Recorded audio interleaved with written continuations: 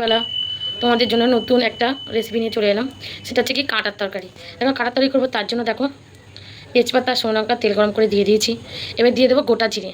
আর এদিকে দেখো আলু কিন্তু কাটার জন্য কাটা, আর টমেটোরও কাটা, আদা রসুন সব বাটা গেছে। দেখো আদা রসুন বাটা হয়ে গেছে, দেখতেই পাচ্ছ। আর দিকে পেঁয়াজ কাটা। তো চলো কীভাবে কাটাটা করি সেটাই তোমাদের সঙ্গে শেয়ার করি। তেল কিন্তু গরম হয়ে গেছে, আর দিয়ে দিচ্ছি দেখো গোটা জিরে। এটা একটু ভাজা ভাজা হয়ে যাক, লাল লাল হয়ে যাক। হয়ে গেলে দিয়ে দেবো পেঁয়াজ।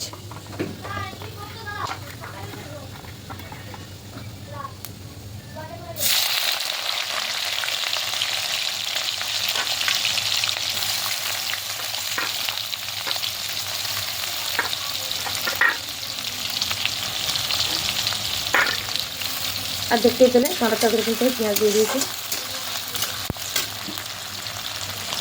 দিয়ে ভাজা ভাজা করে নিই, তারপর তোমার সঙ্গে শেয়ার করতে হবে। ভাজা হয়ে গেছে, এবার দিয়ে দেবো আলু টমেটো দিয়ে এবারেও এটাকেও ভাজা ভাজা করে দেবো। তারপর দেবো আদা রসুন বাটা।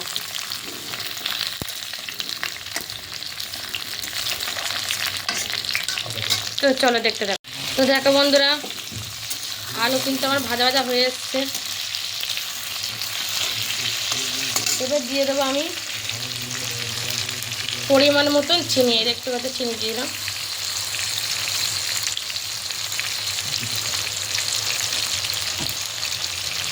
আর দিয়ে দেবো দেখো আদা রসুন বাটা, লঙ্কা, হলুদ, জিরে গুঁড়ো সব কিন্তু আমি জলে একসাথে পাইল করে গুলে নিয়েছি। এবার এই জলটা কিন্তু দিয়ে দেবো। নুনটা দিয়ে নিই, নুনটা বন্ধুরা দেবো। তো নুনটা স্বাদ মতন দেবেন। তো দেখো বন্ধুরা, এবার দিয়ে দেবো নুন। নুনটা পরিমাণ মতন দেবে, যতটা লাগবে ততটাই দেবে।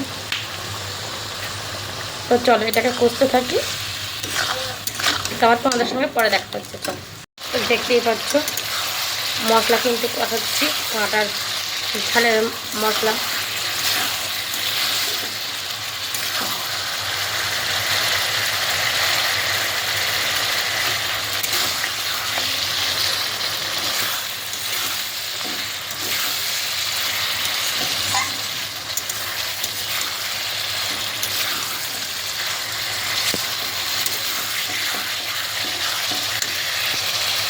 বন্ধুরা আমার কিন্তু কষা কষা হয়ে এসছে। এবার দিয়ে দেবো আমি জল। জল দেওয়া হয়ে গেলে তারপর আমি আলুটা সিদ্ধ হয়ে গেলে তারপর দিয়ে দেবো কাঁটা। তো চলো ভিডিওটা দেখতে পাবো।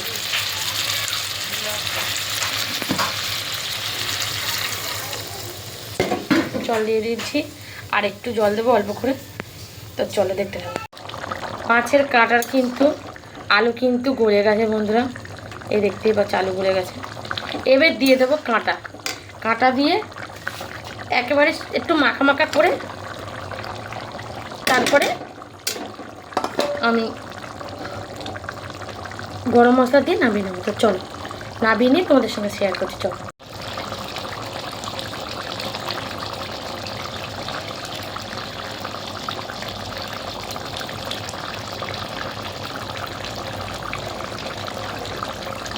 দেখতে পাচ্ছ বন্ধুরা গরম গরম কাঁটার ঝাল কিন্তু আমার রেডি হয়ে গেছে। তো বলো বন্ধুরা কাঁটার ঝালটা কেমন হয়েছে, প্লিজ কমেন্ট করো।